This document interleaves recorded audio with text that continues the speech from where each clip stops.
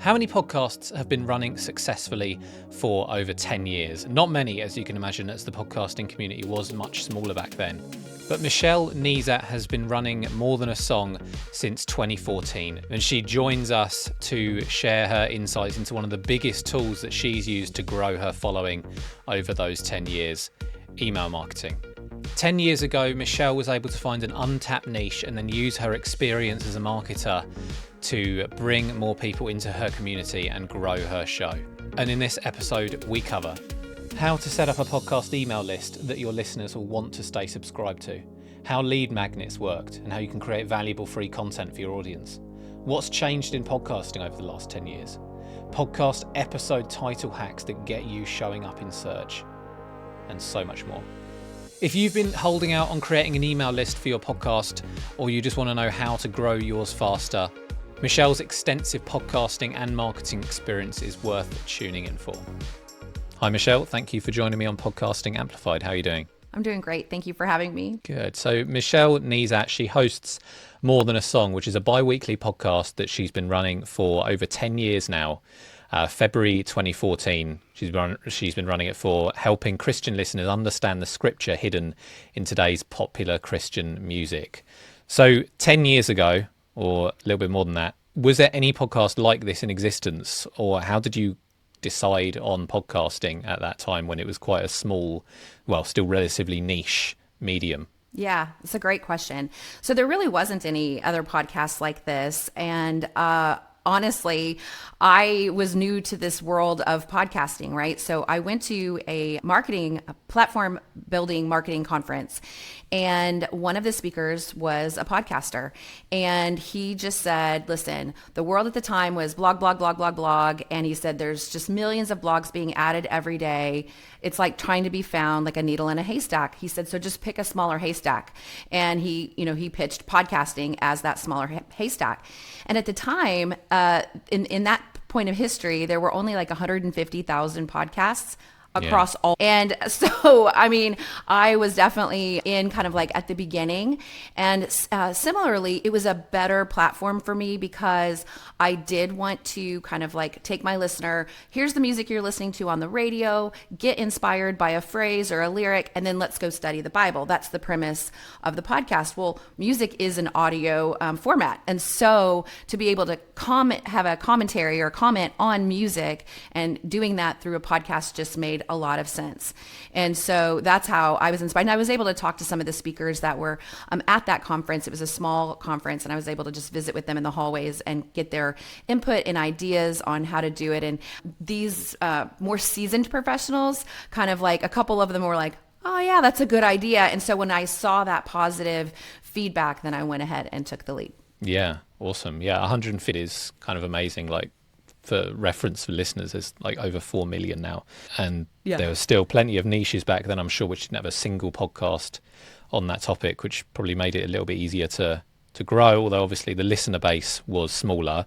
How did you find it growing the podcast at the start? Were there plenty of people listening, or was it a bit of a struggle? So interestingly enough, I just, it started out small. I followed all of the guidelines, which was, do 3 podcasts, release them all at once so that people could kind of get a foundation and then go from there. And at that point, I was releasing weekly podcasts. So I didn't shift to bi-weekly until just time, to be able to fit that in. And it just grew over time. It was very organic. It was a hobby. And so I didn't have the money to really put into marketing. And it was just kind of like, listen and tell your friends and review. And so over time, it did grow just organically. I had somebody ask if any of the artists, because I basically say, such and such a song by such and such an artist, and then that's kind of in my title. I will tell you that was huge for me. I didn't know how to title my podcast.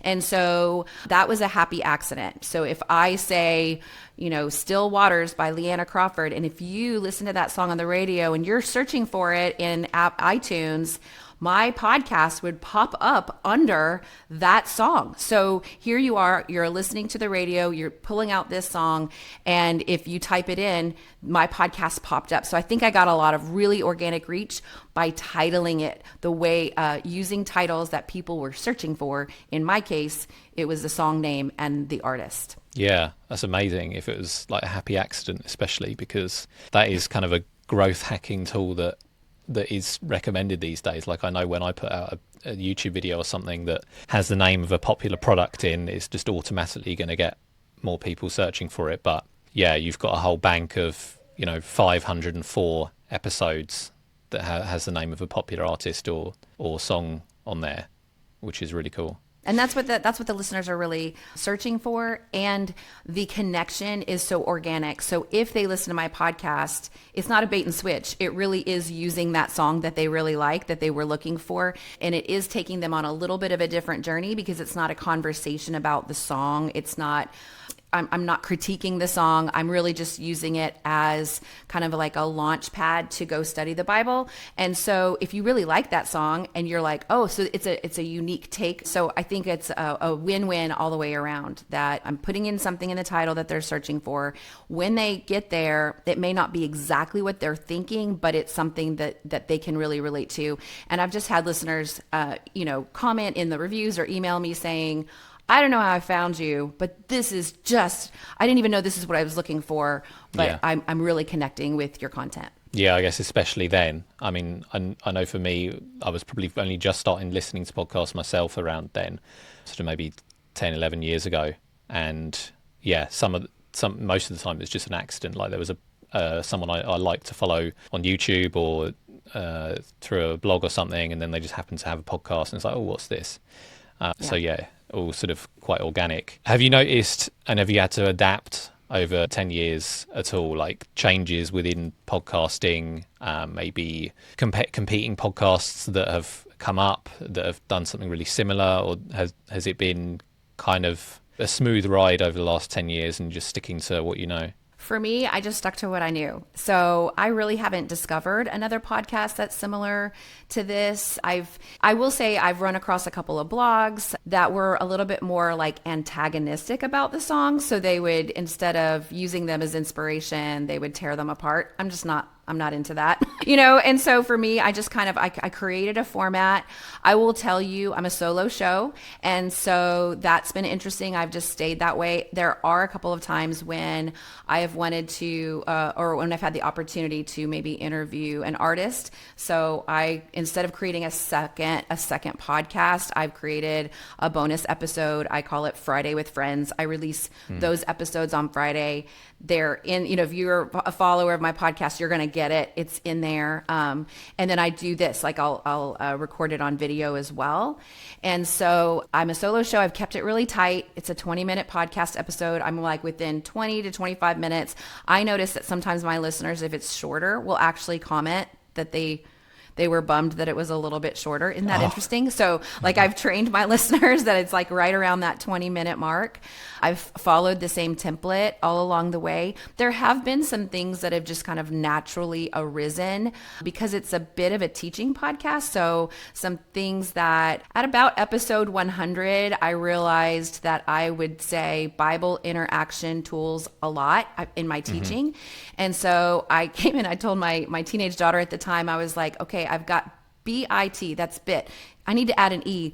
Let's brainstorm so that I can call it bites. And so Bible interaction tool exercises is what we came up with. And nice. It's cheesy. I say it helps you take a bite out of scripture. And I know it's cheesy, but the listener remembers it. And these are just habits that I use to keep my time in God's word varied. And I say that every time.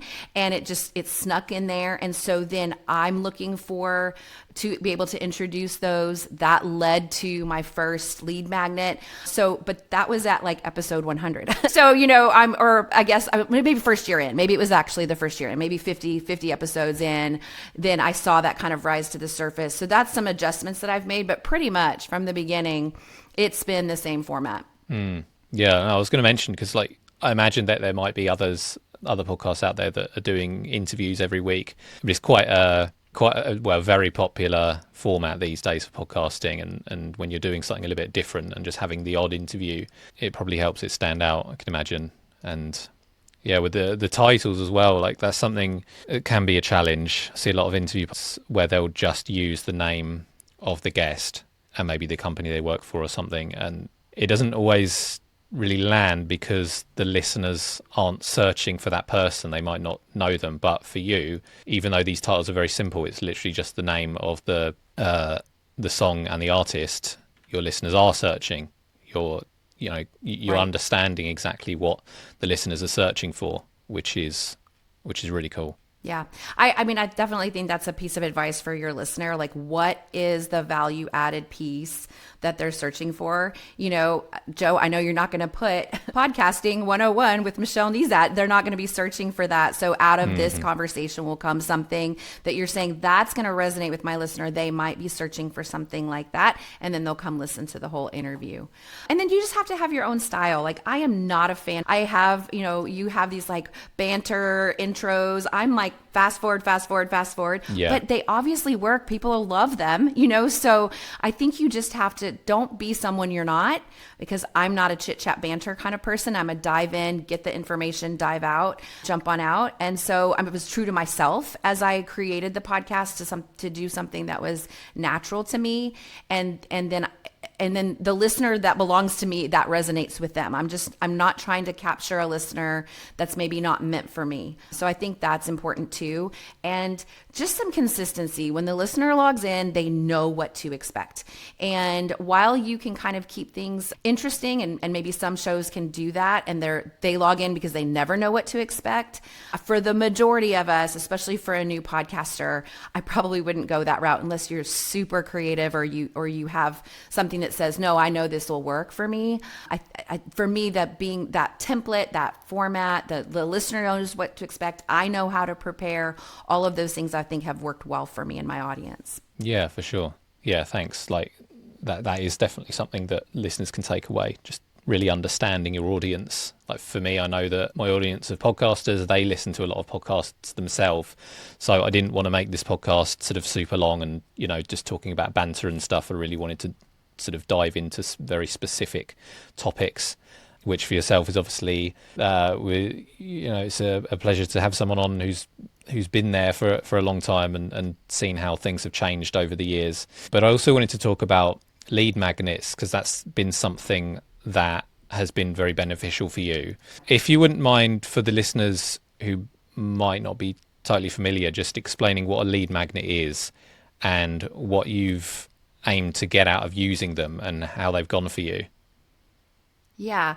So you have to understand that your audience belongs to you. Of course, podcasting is great. Nobody can take that away from you. But you don't know who they are unless you capture their email address in some sort of way. And they've long said, yes, get social media followers, but because they changed the rules so much in social media, you want to own that email address. And so I, bought into that from the beginning, and I think that's still absolutely valid and true. And so I wanted to begin to build an email list. And so the way that you do that through podcasting is that you would offer something that they would then go and grab. And so for me, my first lead magnet as I got going was to create, again, I talked about my bites, my top 5 bites that I would share on the podcast. It was things that would come up over and over and over again. And I just created a 1-page PDF in Canva. It's beautiful. It's nice looking. I am able to host it on my website, and then I use an email service that then they can fill out a form and get that Bible interaction tool exercise lead magnet. So depending on what your podcast is, something of value that either consolidates something that you're teaching, or it depends on your niche and your genre, something of value that you can offer your audience that then they would be able to download, and it's a 1-page PDF.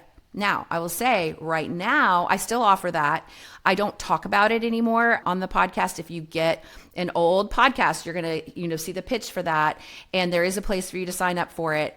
and it's in all of my weekly show note emails that I send out. So if you missed it at some point, you still have access to it because it's still a valuable resource. But I started creating episode guides. And so for me, it was like you're listening, driving your car or washing dishes or, mowing the lawn or doing something. Podcast is not, you're not sitting there taking notes.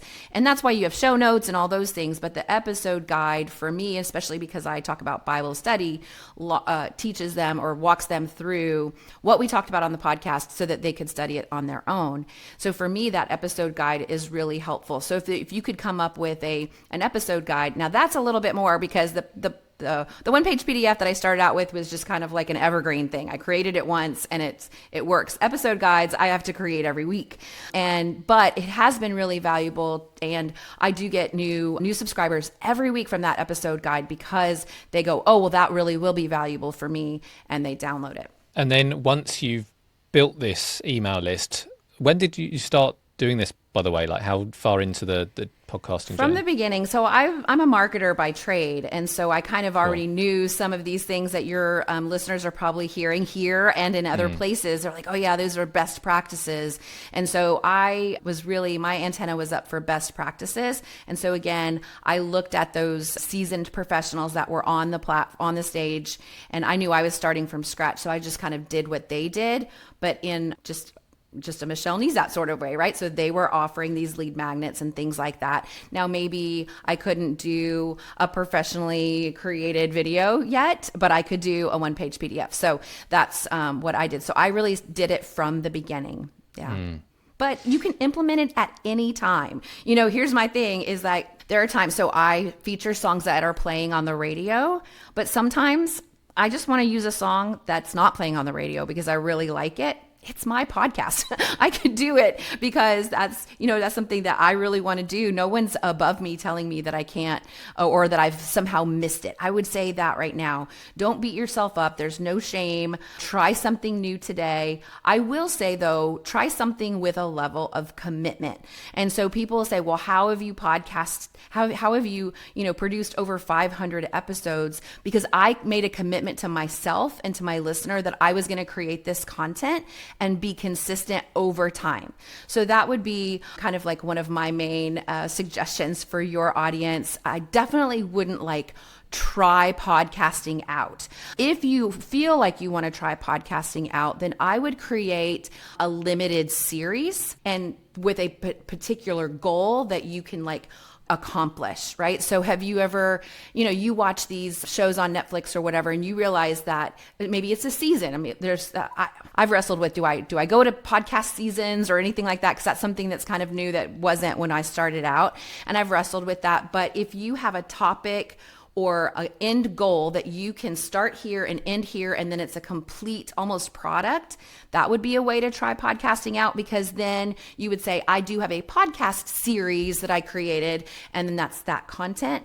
And then you could see, do I want to proceed with it? But it's a real internal commitment over time. And while no one's sitting behind my shoulder saying you have to do this, I made a commitment to my listeners. And so, yeah, there were some burning the midnight oil moments during the podcast for sure. Yeah. And with the mailing list and the podcast, you're not going to see results if it's not just a hobby and you actually want to see some sort of business results and things. You're not going to see those in the first few months. So if you're going to try it out, maybe try it out for yourself.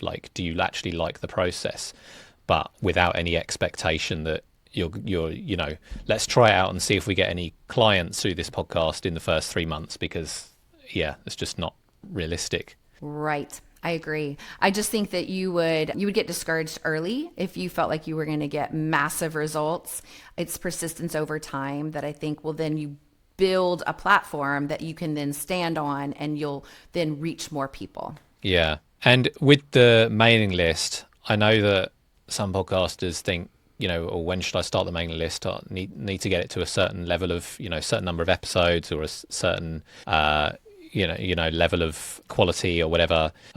We've got one client who's just started their mailing list after about 200 episodes, and I think they were kind of procrastinating on it for a little while, and maybe just work getting in the way and things. But it's like podcasting. It's going to take a little while to start building up. So you presuming you agree, if you started straight away, but you want to get in there as soon as possible so you can get through those kind of first few months where it's just starting to trickle in listeners and subscribers. Yeah. And for my mailing list, literally I just email them the show notes. Like I don't create additional content for my mailing list other than like the episode guide is already included, so they don't have to like sign up for it like it's a direct link to the PDF because you're already on my mailing list.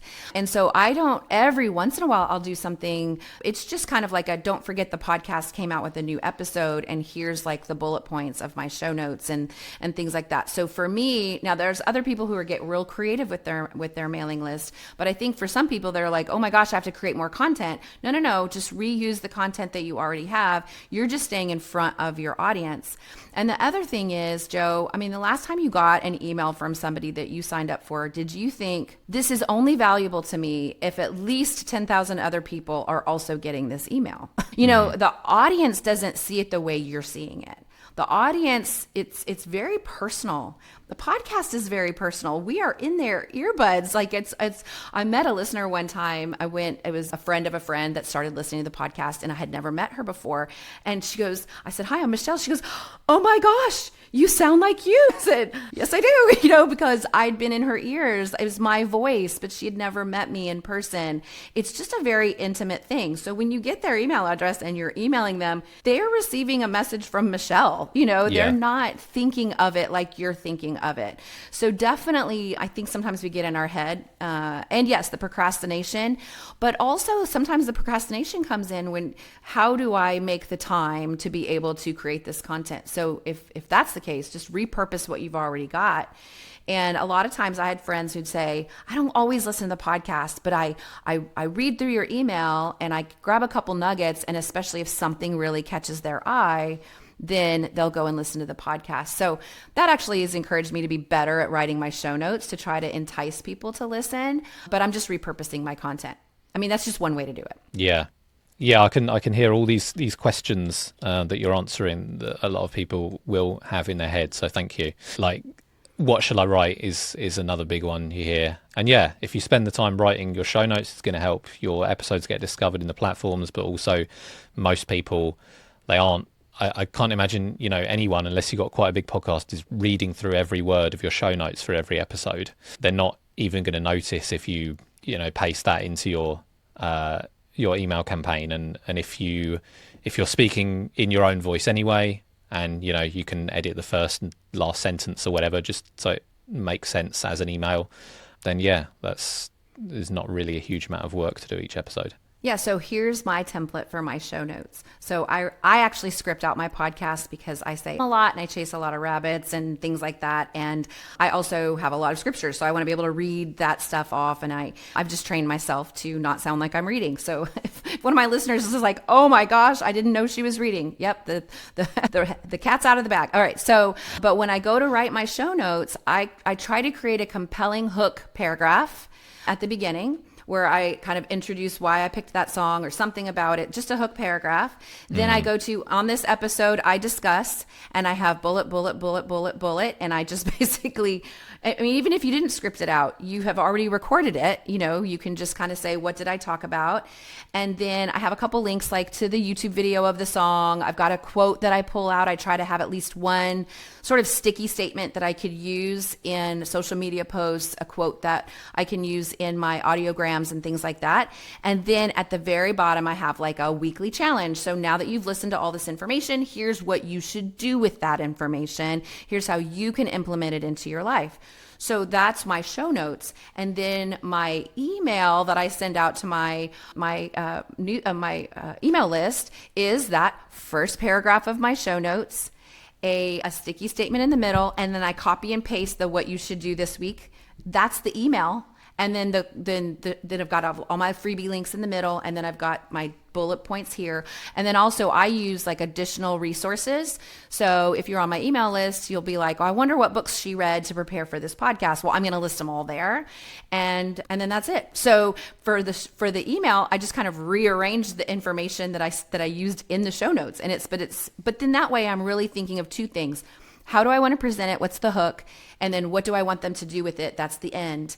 And then for the email, I just rearrange that information. So I'm just repurposing the content. Yeah, hook is super important, and I know obviously you know that as someone with a marketing background. Like just one example of Michelle's that sticks out. The podcast, the show notes, they start with, "Can I give you some good news?" ?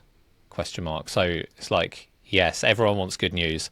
So instead of just putting, in this episode we discuss and so on, like get that hook, just like a short question can be enough to stop people scrolling on, or get people to open that email rather than just unsubscribing. Right. And just getting a slightly technical, if someone isn't sure how to put this all together, could you share like what email marketing platform you use? Do you have a recommendation? Have you changed over the years? And is it simple for people to set up?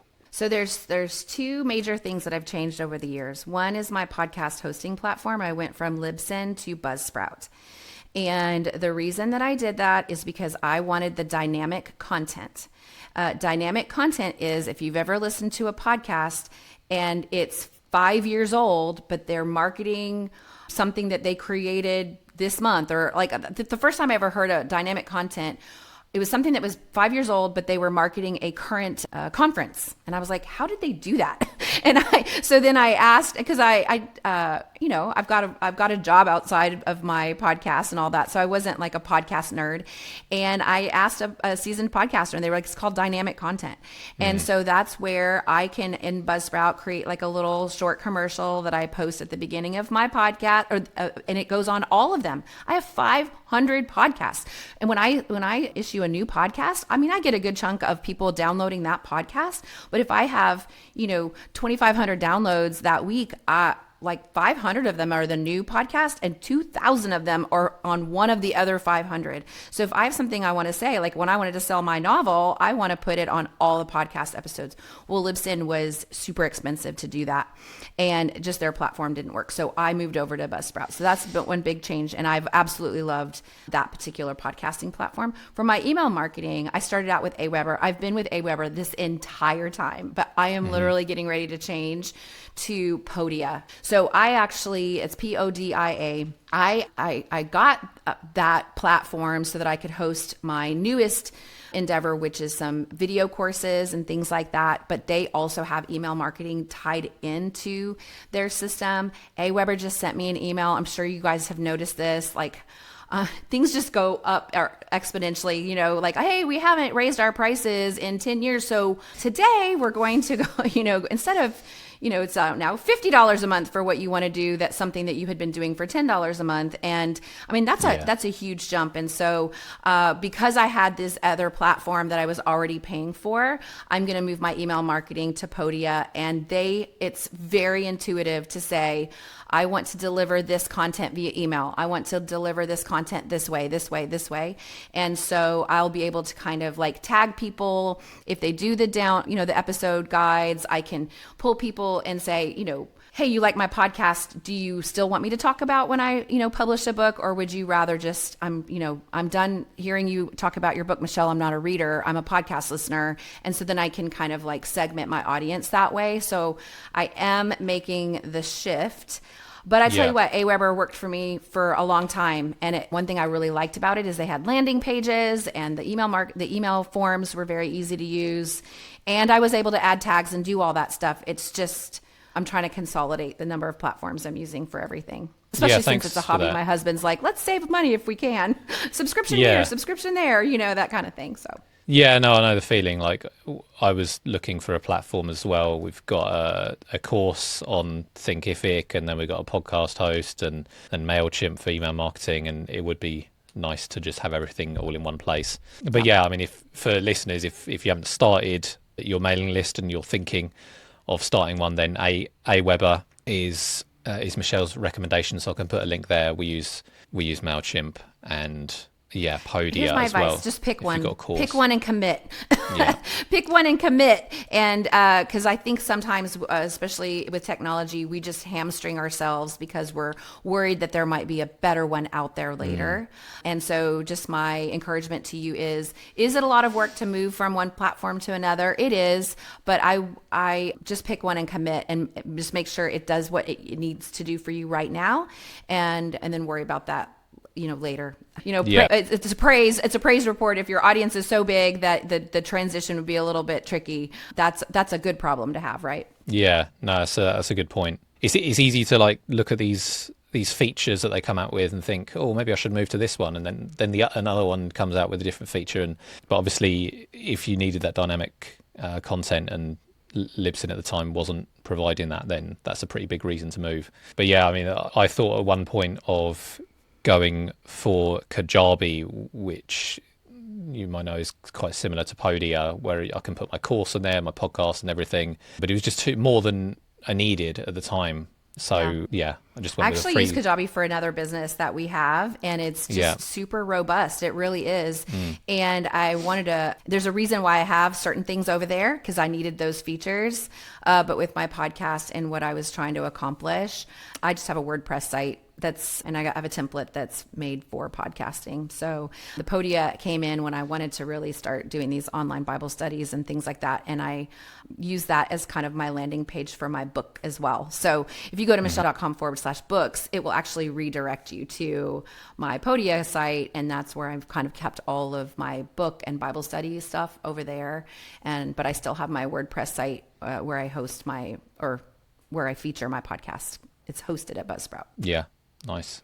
So to sum up this sort of section, if we can break it down into something quite simple, like maybe a 5-step process, if listeners just got their podcast, but they want to put a lead magnet out there so they can lead people onto signing up to their email list and then send them a weekly or however often their podcast is an email, what would be like the sort of 5-6 steps that they'd need to take to make that happen from nothing? Yeah. So again, you would have to pick an email marketing service. Okay, I pick MailChimp. Okay. Joe does MailChimp. I listen to Joe. I want you to do what he does. So I pick MailChimp. You would have to create a valuable, so something that might hook their attention, or something that either a how-to or an explanation or something of value that they are willing to exchange their email address for that information. I create that in Canva. All of the kind of like the creation tools are there. If you are not creative, go hire someone on Fiverr or something to create it. You put all the content together, you send it to them, and they can design it and make something beautiful. There is, depending on what email delivery system that you have, so I host the PDF that I use on my website in my media account, and I link to it in this. So if they go, once you set up your MailChimp, you'll create an email form that they would then put in their name and their email address. And when they do that, they either receive an email or it goes to a thank you page with the access to that PDF. I actually do both. I send them an email and then I just send them to the thank you page, because honestly, they want that piece of content. If it's too many steps in between to get it, then they're going to abandon cart, so to speak.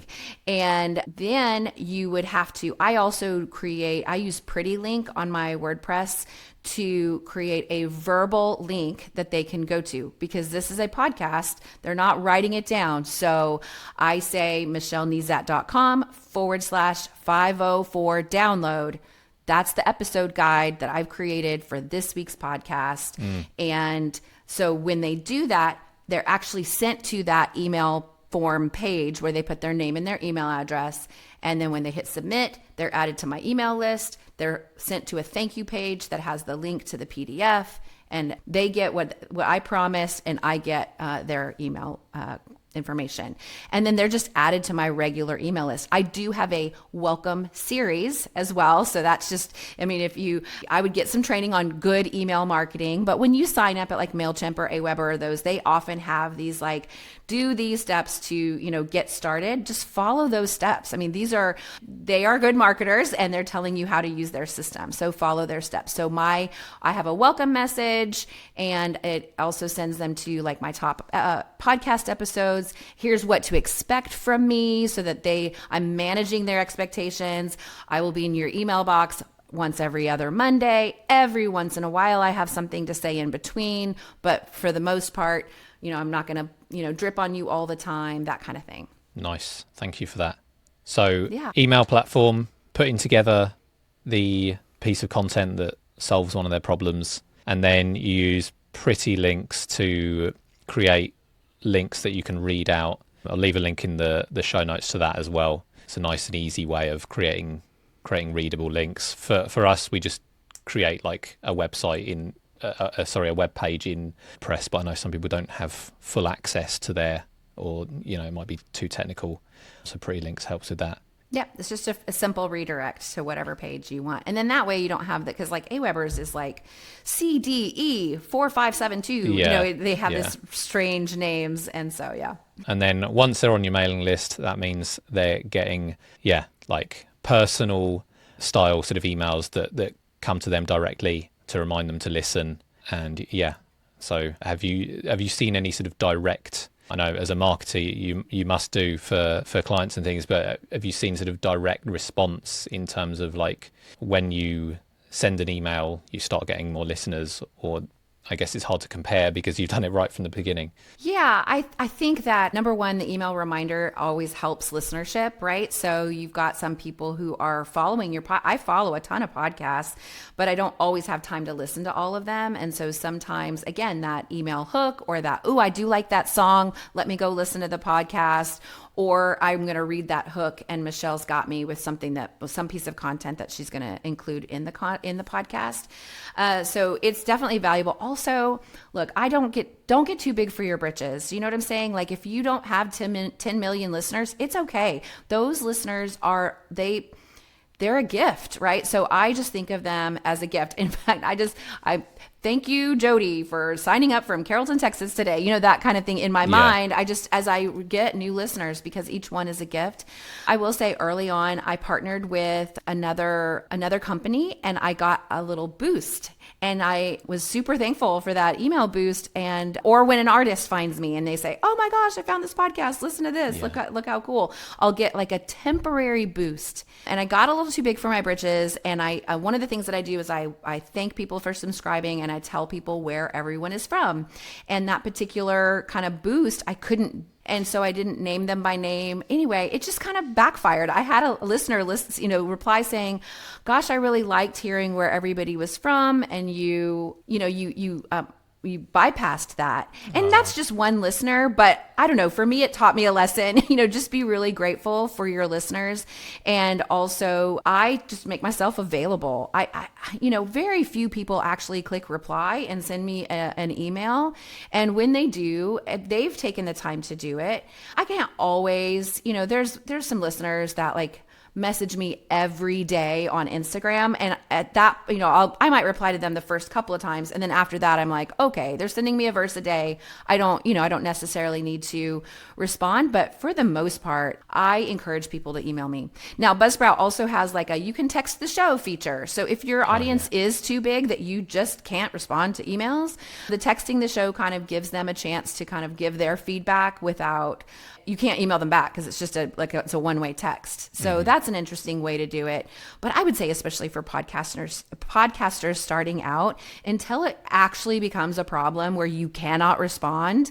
And by then, if you're building a business, maybe you can hire an administrative assistant to help you, because those listeners are gold. They are people. They are people that have chosen to give 20 minutes of their time or 30 minutes of their time, depending on the length of your podcast, to listen to you. And so you are valuable to them. And I think that it's just good to remember that they are valuable to you. So I try to respond personally to everyone. So when you get too big, that's the thing that you delay for when your podcast, hiring an administrative assistant rather than just getting started. So you get started straight away, but then reply to those emails, and there may come a time when that becomes a problem. Cross that bridge when you get there. Yeah. And then just finishing up, is there anything that you wish you'd have known when you first started podcasting that you've learned over 10 years Yeah. You had asked this question and I thought, wow, I'm not 100% sure. I guess because when I first read that question, or when you first kind of posed it to me, I was thinking like in the negative, like, is there anything I wish I would have known that I could have, like a pit that I could have avoided or something like that? I think that I would say one of the things that we talked about, I wish I would have known how important the titling was. But for me, I didn't fall into that pit because it was a happy accident. So I would say that would be my advice. But also just, I guess on the positive, like half glass full kind of scenario, I wish I would have known how in my words or my voice or my platform are to actual people. And so that again, like I said, I got too big for my britches in that early scenario. And so I wish I would have maybe treasured them a little bit more and thought of them as people and not subscribers or a number or something like that. And so, like I said, I do very simple things like, when I get a new subscriber, it sends me an email, Joe has subscribed to my email list. And I'm just like, thank you, Lord, for Joe, and just having a heart of gratitude for that listener, whether you're a listener of faith or not, just recognizing that they're a gift and just really treasuring them. So I would say that. Also, the other thing is I feel like I probably could have grown more had I been more bold to do what I'm doing right now, right? So I'm on a podcast with you, and quite possibly one of your listeners is like, hey, that sounds like an interesting podcast. I'll go listen to More Than a Song with Michelle Nezat. And so I wish I probably would have been more bold to be a guest on podcasts, which for a lot of your podcast people who are starting them, again, they are interview podcasts. So it makes sense to share, like, I'm going to interview you, you interview me, we'll share our podcast kind of a thing. For me, with being a solo show, I felt like I couldn't ask to be on other people's podcasts. I felt like it wasn't fair. I wish I would have known that that's just a myth, right? Yeah. You guys are always, podcast hosts are looking for good guests. And if the guest matches the needs of the audience, so that was a myth. I wish I would have maybe this book launch that I've started, I just wrote my first novel. And so I am on like a podcast tour, promoting my book. And that kind of pushed me over the edge to be a guest. And I probably wish I would have started sooner. I think it would have helped my audience grow faster as well, just because rather than one person at a time, which is fantastic, recommending my podcast, it's, just being shared among other audiences. Yeah. Thank you. Well, I'm glad you did decide to start guest, because I'm sure there's going to be at least a few listeners who've maybe just gotten started with their email marketing, or they don't know how to start, and that's going to be super helpful for them, and just inspiring that you've been doing this for so long and sticking with it, for longer than a lot of us have even maybe been listening to podcasts. So thank you again, Michelle Nezat. Yeah. And if the podcast, listen, I've created some like we've talked about lead magnets, right? So I do this all the time. If I find a person that I really like, and maybe I don't need their content, but I'm interested in how they do it, it will not hurt my feelings. If you go sign up for a lead magnet, get it and go, okay, I see what she's talking about, and unsubscribe. It's totally fine. I welcome your listeners to do that, just so that you can kind of test out and see what I have going on. Cool. Okay. So if they go to Michelle Nezat, nezat.com/unlock, is that where they need to go? Yeah, that's the landing page. This is just to be, I'm on this podcast tour, right? So that's the landing page that I'm using for my book tour, even though that's not what we're talking about today. Mm-hmm. So if you go to that page, you'll see what I have done. Like copy, that's what I say, case. That's my marketing mantra. Copy and steal everything of people that do something that you want to do. So you will see what a landing page looks like. You will see that I'm going to have links to my socials. You will see that I have my podcast listed there with a featured episode. You will also see links to freebies as it relates to my book. But like I said, go grab those, look at them, and unsubscribe if you want to. But that's michellenezat.com/unlock. You will see examples of all of that there, just so that you can kind of test it out. There's one-pagers, there's videos, there's book club guides, things like that they can access, so they can just see how I did it. Awesome. Thanks again, Michelle. And be good to catch up again at some point. Thanks for having me, Joe. I hope this is really valuable to your listeners. I appreciate the opportunity to talk to you. Definitely. Appreciate your time. Thanks for listening to Podcasting Amplified. If you enjoyed today's episode, please leave a review on your favorite podcast platform. We'll be back next time with another conversation offering more insights to take your podcast to the next level and help you to achieve success. Happy podcasting.